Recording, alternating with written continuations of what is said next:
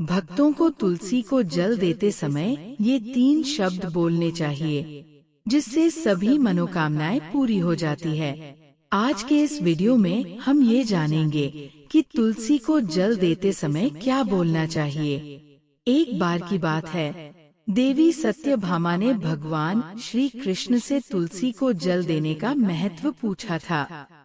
तब भगवान श्री कृष्ण ने उन्हें तुलसी के महात्म्य के बारे में बताया था। इसके बाद देवी सत्यभामा ने कहा, हे स्वामी, आपने मुझे तुलसी को जल देने का महत्व तो बता दिया है, लेकिन अब मेरे मन में ये जानने की जिज्ञासा हो रही है कि तुलसी को जल कैसे देना चाहिए।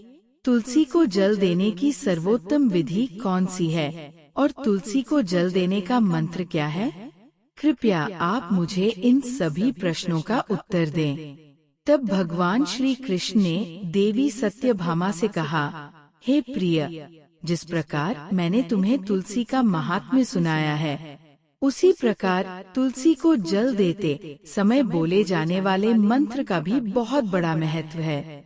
यह मंत्र केवल 3 शब्दों का है, लेकिन इसका प्रभाव बहुत कल्याणकारी है। जो भी मनुष्य नित्य तुलसी को जल देते समय इन 3 शब्दों को बोलता है, उसके घर में साक्षात लक्ष्मी का वास होता है और उसकी दरिद्रता समाप्त हो जाती है। लेकिन दोस्तों, अगर आप भी चाहते हैं कि आपके ऊपर और आपके पूरे परिवार पर माता लक्ष्मी का आशीर्वाद सदैव बना रहे, तो इस वीडियो को लाइक करें और हमारे चैनल चमत्कारी आसान टोटके को सब्सक्राइब करें। साथ ही कमेंट बॉक्स में जय माता लक्ष्मी लिखना न भूलें। मैं आपको तुलसी मंत्र का महात्म्य सुनाने से पहले इसकी एक कथा सुनाती हूँ, जिसे सुनने मात्र से ही मनुष्य के सारे पाप नष्ट हो जाते हैं और 100 वर्षों तक तुलसी को जल चढ़ाने के बराबर पुण्य मिलता है। इसलिए हे देवी, इस कथा को ध्यान से सुनना बहुत जरूरी है। सत्यभामा ने श्री कृष्ण से कहा, हे प्रभु, मैं इस कथा को पूरी तरह से सुनूंगी। कृपया मुझे तुलसी मंत्र का महात्म्य बताइए। श्री कृष्ण ने कहा, हे देवी सत्यभामा, बहुत समय पहले दक्षिण दिशा में एक सुंदर नगरी थी, जो अपने वैभव और शोभा के लिए प्रसिद्ध थी। उसी नगरी में सुशर्मा नाम का एक ब्राह्मण रहता था, लेकिन वो सिर्फ नाम का ब्राह्मण था, क्योंकि उसके कर्म ब्राह्मणों के विपरीत थे। उसके परिवार के लोग भी धर्म, कर्म और शास्त्रों के ज्ञान से कोसों दूर थे। इसी कारण सुशर्मा ने बचपन से ही गलत राह पकड़ ली थी। वो अधर्म और बुरे आचरण में लिप्त रहता था। न तो उसने वेद पुराण पढ़े, न ही किसी तरह के धार्मिक अनुष्ठान में रुचि ली। पूजा पाठ, जप, तप और हवन जैसे पवित्र कार्यों से उसका कोई संबंध नहीं था। वह न तो साधु संतों का आदर करता था और न ही किसी भूखे या जरूरतमंद को भोजन कराता था। अगर कोई अतिथि उसके घर आ जाता, तो वह उसका सत्कार करने की बजाय क्रोध से भर जाता और उसे दुत्कार कर भगा देता। वह किसी को दान दक्षिणा भी नहीं देता था, बल्कि जो भी मांगने आता उसे तिरस्कार से देखता और अपमानित करता। स्त्रियों के प्रति उसका आचरण भी अत्यंत निकृष्ट था। वह पराई स्त्रियों की ओर लालसा भरी दृष्टि से देखता और उन्हें प्रलोभन देकर अपने अधर्म के मार्ग पर ले जाने का प्रयास करता। सुशर्मा का दिन खेतों में काम करने और पत्ते बेचने में बीतता था, लेकिन रात का समय उसके लिए वेश्याओं और मदिरा सेवन में डूब जाने का समय होता था। वह अपनी मेहनत की कमाई व्यर्थ के भोग विलास में उड़ा देता और नशे में धुत होकर घर लौटता। उसकी मदिरा पीने की आदत इतनी बढ़ चुकी थी कि वह अपने धर्म, कुल और समाज की मर्यादा को पूरी तरह भुला चुका था। मांसाहार का उसे इतना चाव था कि वह न केवल स्वयं खाता, बल्कि दूसरों को भी इसके लिए प्रेरित करता। सुशर्मा के दिन की शुरुआत आलस्य और स्वार्थ से होती। वह सूर्योदय के समय बिना स्नान ध्यान किए अपने खेत में चला जाता और वहाँ जैसे तैसे काम करता। वह भगवान की आराधना करना तो दूर, उनका नाम तक नहीं लेता था। वह अपनी झोपड़ी में गंदगी और अराजकता के बीच रहता, जहाँ किसी प्रकार का पवित्र वातावरण नहीं था। अपनी दैनिक कमाई लेकर वो नगर की वेश्याओं के पास जाता और वहाँ अपने धन को अधर्म के मार्ग में व्यय करता। मदिरा का सेवन करने के बाद वह और अधिक दुष्कर्म करता और पूरी रात वासना में डूबा रहता। नगर की वेश्याएं भी उसे एक लालची और पथभ्रष्ट व्यक्ति मानती थी, लेकिन उसकी धनराशि के कारण उसे सहन करती थी। इस तरह सुशर्मा ने अपने जीवन के कई साल अधर्म, पाप और बुराई में बिता दिए। वो हर दिन किसी न किसी गलत काम में लगा रहता था। एक दिन हमेशा की तरह वह पत्ते इकट्ठा करने के लिए नगर के बाहर निकला, लेकिन उसकी नीयत साफ नहीं थी। वह बस आलस्य और लालच में डूबा हुआ था। इसी लालच में वह एक पवित्र वाटिका में जा पहुंचा, जहां जाने की उसे अनुमति नहीं थी। ये वाटिका बहुत ही सुंदर थी। चारों ओर हरे भरे पेड़ पौधे लगे थे, तरह तरह के फूल खिले हुए थे और हवा में एक अलग सी शांति और पवित्रता महसूस हो रही थी। लेकिन सुशर्मा को इन चीजों से कोई फर्क नहीं पड़ता था। उसे न तो प्रकृति की सुंदरता से कोई लगाव था, न ही उसका ध्यान सिर्फ उन पत्तों पर था जिन्हें तोड़कर वो बाजार में बेच सकता था और कुछ पैसे कमा सकता था। अपनी लकड़ी की टोकरी उठाकर वो वाटिका के बीचों बीच पहुंच गया और पेड़ों से पत्ते तोड़ने लगा। वह धड़ाधड़ पत्ते इकट्ठा कर ही रहा था कि अचानक कुछ ऐसा हुआ जिसने उसके प्राण संकट में डाल दिए। जैसे ही उसने एक बड़े पेड़ के नीचे झुककर पत्ते उठाने की कोशिश की, उसकी नजर अपने पैरों के पास गई और वह डर के मारे कांप उठा। घास के बीच में एक विशाल काला सर्प कुंडली मारे बैठा था। यह कोई साधारण सांप नहीं था। उसकी काली चमड़ी सूरज की रोशनी में अजीब सी चमक रही थी और उसकी लाल जलती हुई आंखें सुशर्मा को घूर रही थी। उसकी फुफकार इतनी भयानक थी कि ऐसा लग रहा था जैसे वो खुद यमराज का दूत हो, जो पापियों को दंड देने के लिए आया हो। इससे पहले कि सुशर्मा कुछ समझ पाता या भागने की कोशिश करता, वह सर्प फुर्ती से आगे बढ़ा और उसके पैर में तेजी से काट लिया। ये काटना मामूली नहीं था, बल्कि एक भयानक दंड था। सर्प का जहर इतना घातक था कि कुछ ही पलों में सुशर्मा की हालत बिगड़ने लगी। उसका शरीर सुन्न होने लगा, आंखें उलट गई और वह जमीन पर गिर पड़ा। वह दर्द से तड़पते हुए चिल्लाना चाहता था, मदद के लिए पुकारना चाहता था, लेकिन उसके गले से कोई आवाज नहीं निकल रही थी। उसकी सांसें धीरे धीरे मंद पड़ने लगी और उसका शरीर ठंडा होने लगा। पलक झपकते ही वह मृत्यु के करीब पहुंच गया और कुछ ही देर में उसकी मृत्यु हो गई। सुशर्मा के मृत शरीर के पास सर्प ने एक बार और फुफकार मारी, मानो ये संकेत दे रहा हो कि पापियों का अंत निश्चित है। सर्प धीरे धीरे घास के बीच विलीन हो गया और वहाँ एक अजीब सा सन्नाटा छा गया। कुछ ही क्षण बाद आकाश में एक अद्भुत और भयावह घटना घटी। दो विशाल और विकराल यमदूत प्रकट हुए। उनके शरीर काले बादलों जैसे थे और उनकी आंखें अंगारे की तरह जल रही थी। उनके हाथों में लोहे की मोटी जंजीरें थीं, जो भयावह आवाज कर रही थी। यमदूतों ने सुशर्मा की आत्मा को उसके निर्जीव शरीर से खींचा और जंजीरों से जकड़ दिया। जैसे ही सुशर्मा को होश आया कि उसे कहाँ ले जाया जा रहा है, वह डर और घबराहट से चिल्लाने लगा, हे यमदूतों, मुझे छोड़ दो, मुझ पर दया करो। मेरे पापों को क्षमा कर दो, मुझे दूसरा अवसर दो। इस प्रकार वो विलाप करने लगा।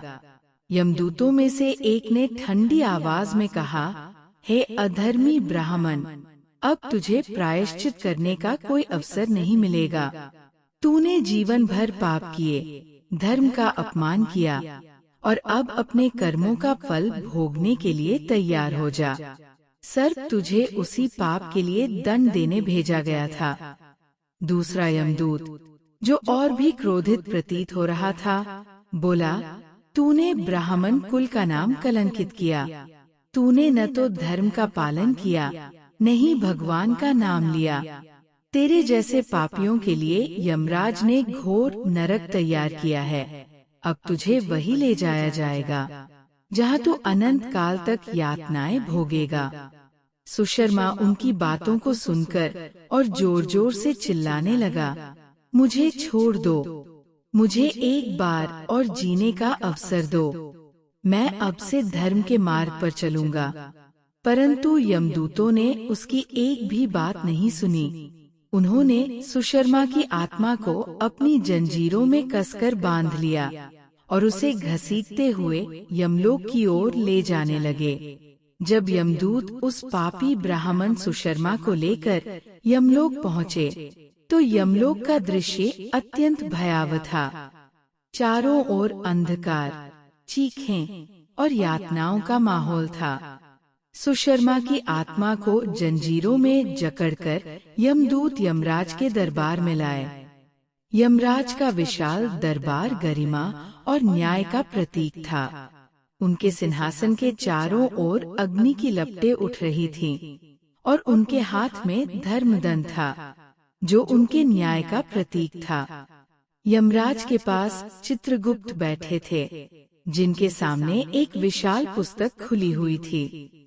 यह पुस्तक वह थी जिसमें प्रत्येक जीव के जन्म से लेकर मृत्यु तक के कर्मों का लेखा जोखा लिखा जाता था।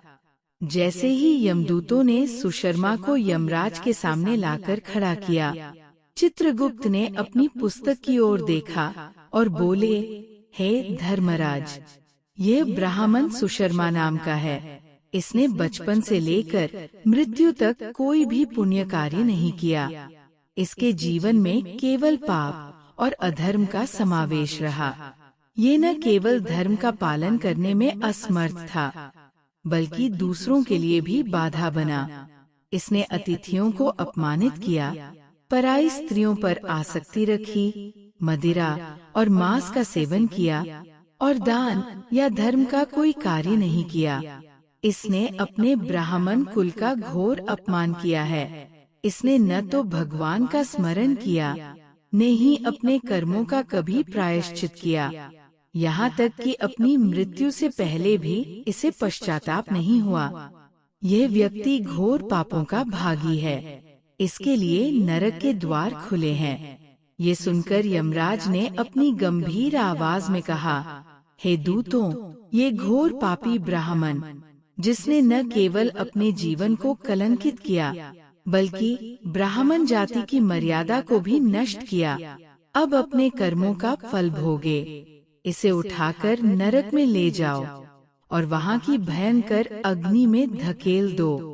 ये अनेक वर्षों तक यातनाएं भोगे और फिर इसे अगले जन्म में पशु योनि में भेजा जाएगा।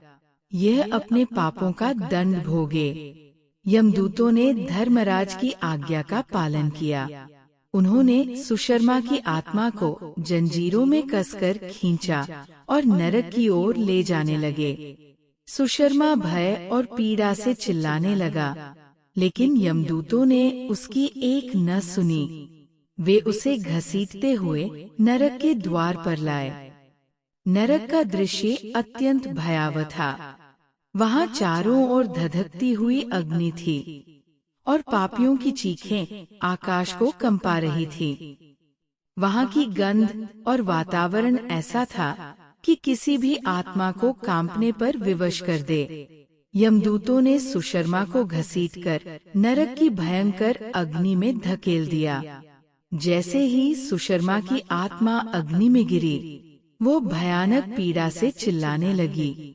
नरक के दंड अत्यंत कठोर थे। उसे जलती हुई लोहे की जंजीरों से जकड़ लिया गया और बार बार भयंकर आग में झोंका जाने लगा।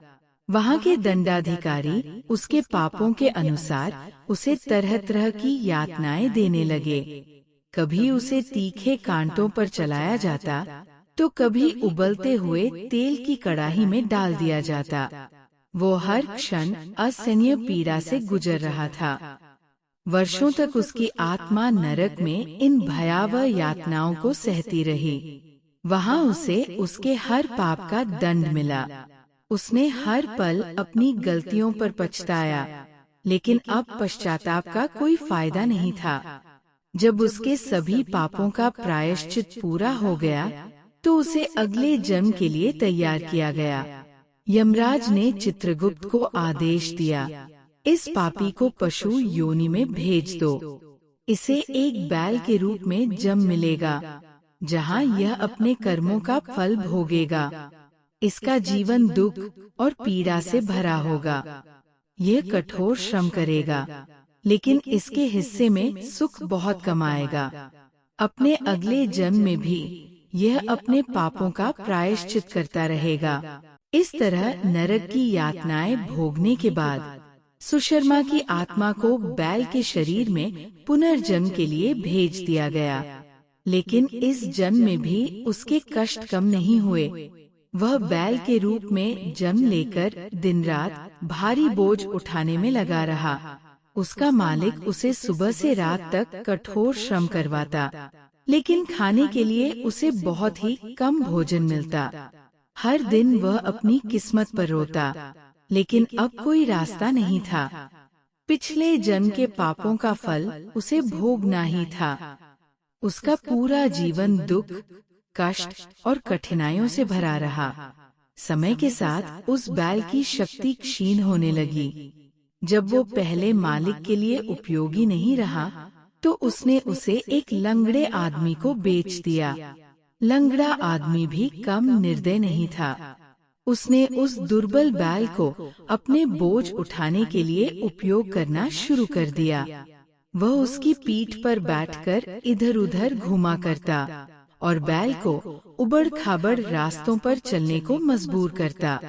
वह बैल जिसने पिछले मालिक के अत्याचार सहे थे, अब इस नए मालिक के अधीन और भी अधिक कष्ट भोगने लगा।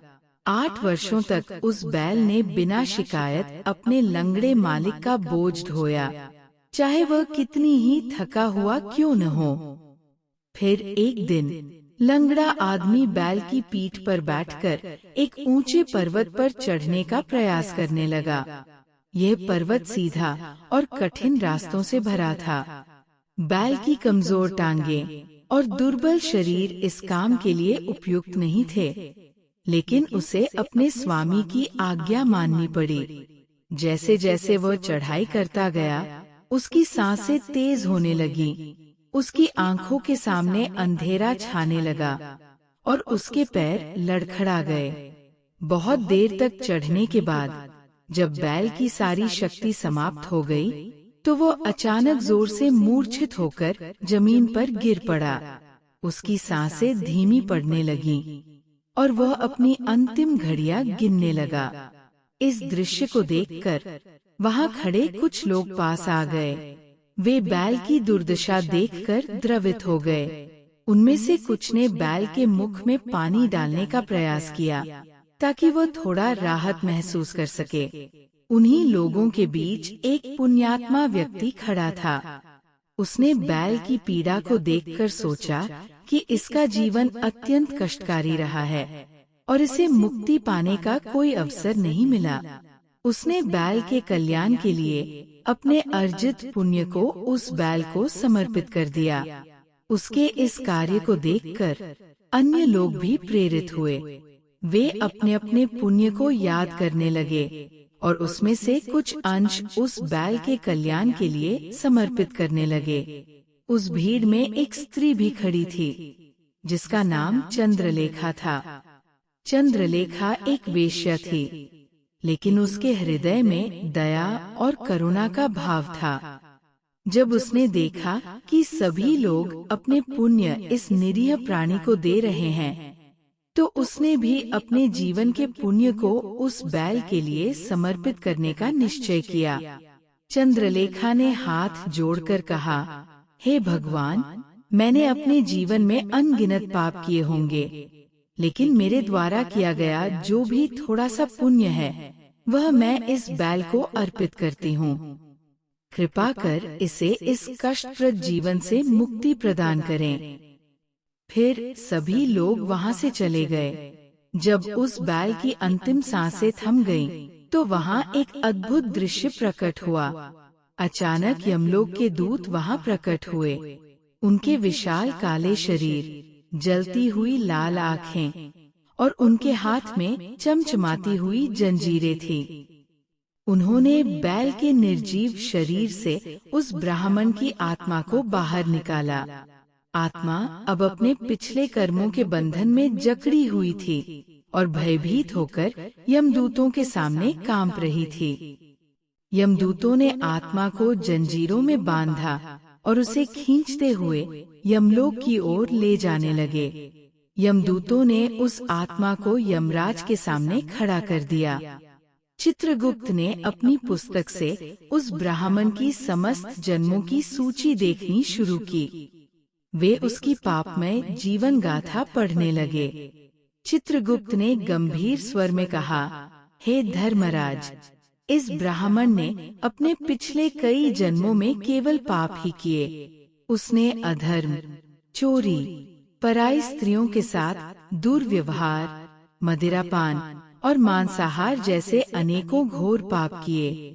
लेकिन जैसे ही चित्रगुप्त ने आगे का लेखा देखा, वे चौंक गए। उनका मुख आश्चर्य से भर गया।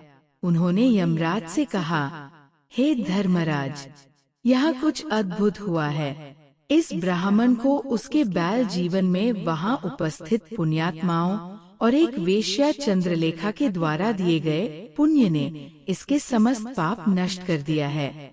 उस वेश्या का पुण्य इतना प्रबल था कि इसके सभी जन्मों के पाप धूल के समान समाप्त हो गए हैं। ये सुनकर यमराज ने गंभीरता से कहा, चित्रगुप्त, यदि ऐसा है तो हमें इस आत्मा के प्रति न्याय करना होगा।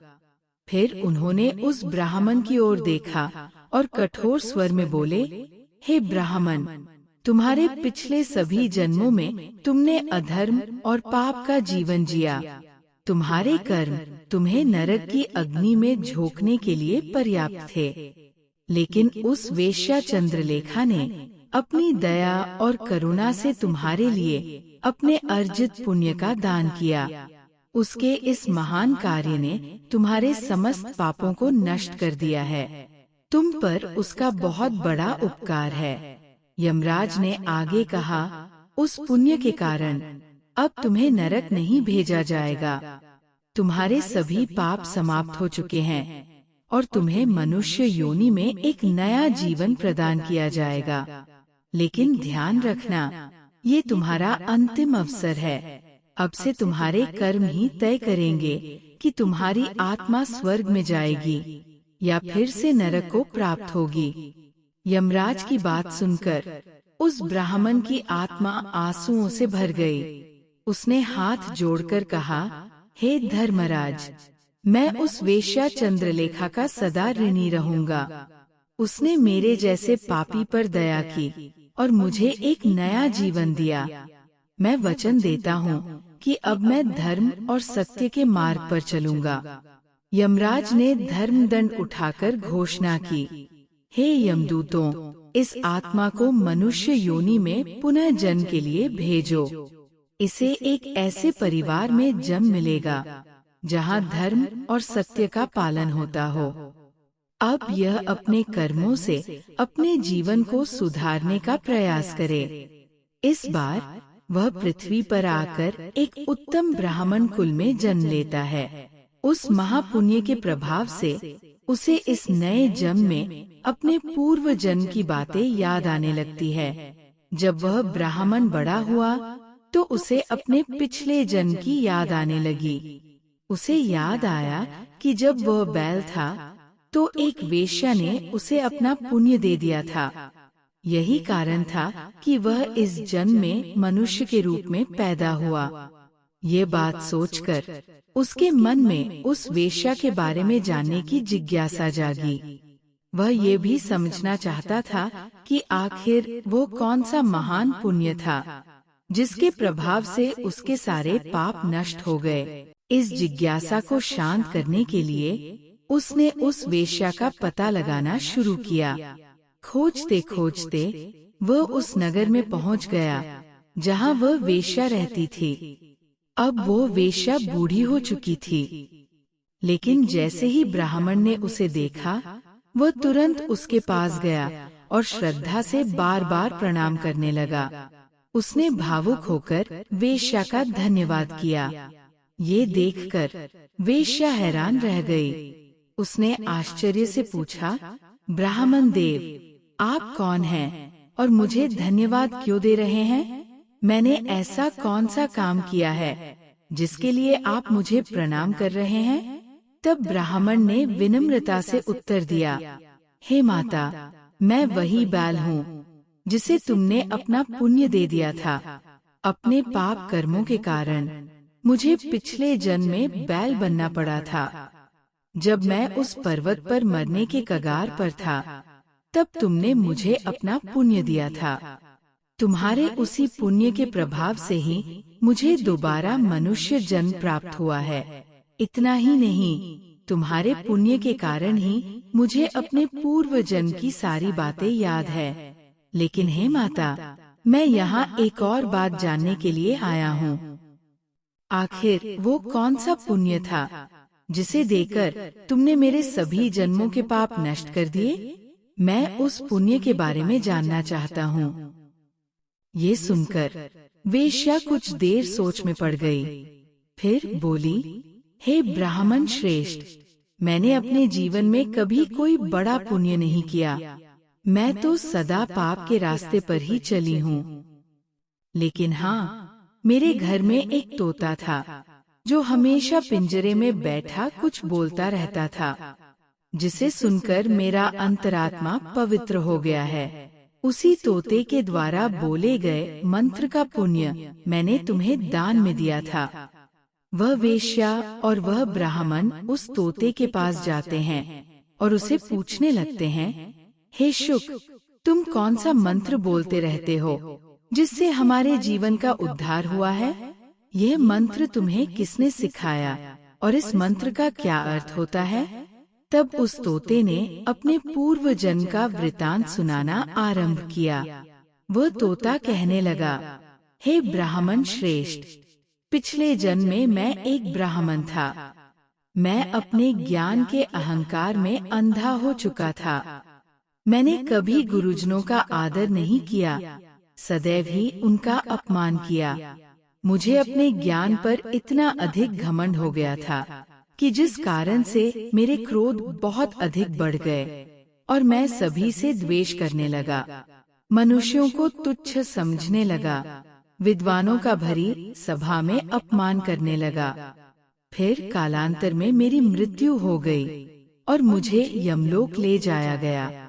पूज्य जनों और गुरुजनों का अपमान करने के कारण मुझे तोते के कुल में डाल दिया गया और मेरा जन्म एक तोते के रूप में हो गया। मेरे पाप कर्मों के कारण छोटी अवस्था में ही मेरा अपने माता पिता से वियोग हो गया। फिर मैं पेड़ की डाल पर बैठकर रो रहा था, तो उसी स्थान से कुछ मुनि जा रहे थे। उन्होंने मेरी दयनीय पुकार सुनी और मुझे लेकर अपने आश्रम में चले गए। वहाँ उस आश्रम पर उन्होंने मुझे एक सुंदर पिंजरे में रखा और मेरा अच्छी तरह से ख्याल रखा। वे मुझे नित्य भोजन दिया करते थे और पढ़ाते थे। उस स्थान पर वे मुनि, उनकी स्त्रियों और बालक सभी नित्य तुलसी के पौधे को जल देते थे और उसके सामने एक मंत्र का जाप करते थे। उन्हीं के मुख से बार बार उस मंत्र को सुनकर मैंने उसे रट लिया और तभी से मैं उस मंत्र को जान गया हूँ और वही मंत्र मैं दिन रात बोलता हूँ। उस मंत्र के प्रभाव से मेरी कभी मृत्यु नहीं हुई और मेरी आयु 100 वर्ष की हो गई और मैं इतने वर्षों तक जीवित रहा। इसी बीच एक रात को एक चोर उस स्थान पर आ गया और उसने मुझे वहां से चुरा लिया और फिर इस वेश्या ने मुझे उस चोर से खरीद लिया। इस वेश्या के घर पर आने के बाद भी मैं उस मंत्र को बोलता रहता था, जिसे सुनकर इस वेश्या का मन भी पवित्र हो गया। इसने वेश्या का काम छोड़कर भगवान विष्णु की भक्ति करने लगी। उसी मंत्र के प्रभाव से मेरे पूर्व जन्मों के सभी पाप नष्ट हो गए और उसी मंत्र के प्रभाव से इस वेश्या का भी अंतरात्मा पवित्र हो गया। हे ब्राह्मण देवता, उसी मंत्र के पुण्य से आप भी पाप मुक्त हो गए हैं। इस प्रकार से तोते ने उस ब्राह्मण को और उस वेश्या को सारा वृतांत सुना दिया, जिसे सुनकर वह ब्राह्मण और वेश्या दोनों ही अत्यंत प्रसन्न हुए और फिर वे दोनों ही नित्य तुलसी को जल देकर उस मंत्र का जाप करने लगे। फिर वह तोता, वेश्या और वह ब्राह्मण तीनों उस मंत्र के प्रभाव से दिव्य विमानों में बैठकर विष्णु लोक को चले गए। श्री कृष्ण कहते हैं, हे देवी सत्यभामा, देखा आपने, केवल तुलसी के इस मंत्र के प्रभाव से उस तोते, उस वेश्या और उस ब्राह्मण के सभी पाप नष्ट हो गए हैं। इसीलिए प्रत्येक मनुष्य को रोज तुलसी को जल देते समय इस एक मंत्र का उच्चारण अवश्य करना चाहिए। हे देवी, वह मंत्र इस प्रकार है, इसे तुम ध्यान से सुनो। वृंदावन स्वामी वृंदा नमः। श्री कृष्ण कहते हैं कि जो भी स्त्री नित्य तुलसी के समक्ष इस मंत्र का उच्चारण करेगी वह सौभाग्यशाली बनेगी। जो भी पुरुष तुलसी के सामने इस मंत्र का उच्चारण करेगा उसे अक्षय धन की प्राप्ति होगी। घर के सामने नित्य तुलसी की पूजा की जाएगी, उस घर में साक्षात लक्ष्मी का वास होगा। तुलसी का यह मंत्र राजकल्पत्रु है, ये समस्त फलों को प्रदान करने वाला है। अतः जो भी तुलसी के सामने इस मंत्र का उच्चारण करेगा उसे संपूर्ण सिद्धियां प्राप्त होंगी। स्त्रियों को सदैव ही स्नान करके, अपने बाल बांधकर, मांग में सिंदूर भरकर नित्य तुलसी को जल देना चाहिए और इस मंत्र का उच्चारण करना चाहिए। रोज तुलसी के पौधे की परिक्रमा करनी चाहिए, इससे सभी दोष नष्ट हो जाते हैं। नित्य शाम के समय तुलसी के पास दीपक जलाना चाहिए और तुलसी के पास बैठकर भगवान विष्णु की आराधना करनी चाहिए। तुलसी के पास दीपक जलाने से मनुष्य को धन धान्य की प्राप्ति होती है। हजारों अमृत के घड़ों से नहलाने पर भी श्री हरि को उतनी तृप्ति नहीं होती जितनी तुलसी का एक पत्ता चढ़ाने से होती है। श्री कृष्ण कहते हैं कि जितना पुण्य मनुष्य को तुलसी का एक पत्ता चढ़ाने से मिलता है, उतना ही पुण्य 100 गायों के दान से प्राप्त होता है। जो व्यक्ति मृत्यु के समय अपने मुख में तुलसी पत्र या तुलसी जल ग्रहण करता है, वह अपने सभी पापों से मुक्त होकर सीधे श्री कृष्ण के धाम चला जाता है। लेकिन तुलसी पत्र तोड़ने के भी कुछ नियम होते हैं। पूर्णिमा, अमावस्या, द्वादशी और सूर्य संक्रांति के दिन, साथ ही मध्याह्न, रात्रि और अशौच अशुद्ध अवस्था के समय अगर कोई व्यक्ति तेल लगाकर बिना स्नान किए, बिना हाथ पैर धोए या रात के पहने हुए कपड़ों में तुलसी पत्र तोड़ता है तो ये एक बहुत बड़ा पाप माना जाता है। श्राद्ध, व्रत, दान, प्रतिष्ठा और देव पूजा के लिए तोड़े गए तुलसी पत्र अगर बासी भी हो जाएं, तो भी वे 3 रात्रि तक पवित्र माने जाते हैं। तुलसी का पत्ता कभी अकेले नहीं तोड़ना चाहिए, बल्कि पत्तियों के साथ उसकी शाखा का अग्रभाग, ऊपरी हिस्सा तोड़ना चाहिए। ऐसा करने से पूजा का फल लाख गुना बढ़ जाता है। इसके अलावा तुलसी के पत्ते कभी नाखून से नहीं तोड़ने चाहिए। क्योंकि ये अशुभ माना जाता है और इससे पाप लगता है। रात्रि के समय तुलसी के पौधे को न तो छूना चाहिए और न ही उसके पत्ते तोड़ने चाहिए, क्योंकि इस समय तुलसी निद्रा अवस्था में होती है। ऐसे में पत्ते तोड़ने से पुण्य के बजाय पाप लगता है। गुरुवार के दिन तुलसी के पौधे में थोड़ा सा कच्चा दूध चढ़ाना बहुत शुभ माना जाता है। दूध अर्पित करते समय नमो भगवते वासुदेवाय मंत्र का जाप अवश्य करना चाहिए। इससे भगवान विष्णु की विशेष कृपा प्राप्त होती है। तुलसी के पौधे के पास शालिग्राम रखना बहुत शुभ माना जाता है। पूजा के समय शालिग्राम पर तिल चढ़ाना चाहिए, जिससे भगवान विष्णु की कृपा प्राप्त होती है। तुलसी और शालिग्राम की पूजा करते समय दूध में भीगी हुई हल्दी का तिलक अवश्य करें। ये पूजा को और अधिक फलदायी बनाता है। शालिग्राम पर तुलसी पत्र रखकर चंदन अर्पित करना भी बहुत महत्वपूर्ण है। इससे भगवान विष्णु अत्यंत प्रसन्न होते हैं और भक्तों को विशेष आशीर्वाद प्रदान करते हैं। लेकिन यदि कोई महिला मासिक धर्म में हो तो उसे तुलसी की पूजा नहीं करनी चाहिए। इस दौरान तुलसी के पौधे को छूना भी वर्जित माना गया है। ऐसा करने से पाप लगता है और स्त्री के जीवन में कठिनाइयां बढ़ सकती है। इसीलिए इन नियमों का पालन करना आवश्यक है। इस प्रकार भगवान श्री कृष्ण ने देवी सत्यभामा को तुलसी को जल अर्पित करने के मंत्र का महत्व बताया और समझाया कि तुलसी की पूजा से कितने अद्भुत लाभ मिलते हैं। हमारे प्रिय दर्शकों, ये तमाम जानकारी जनरुचि को ध्यान में रख कर दी जा रही है। ज्योतिष और धर्म के उपाय को अपनी आस्था और विश्वास पर आजमाएं। इस संदर्भ में हम किसी भी प्रकार का कोई दावा नहीं करते हैं। अगर आपको ये जानकारी पसंद आई हो तो इस वीडियो को एक लाइक जरूर करें और कमेंट बॉक्स में सच्चे मन और सच्चे हृदय से जय माता लक्ष्मी जरूर लिखें। जय श्री राम।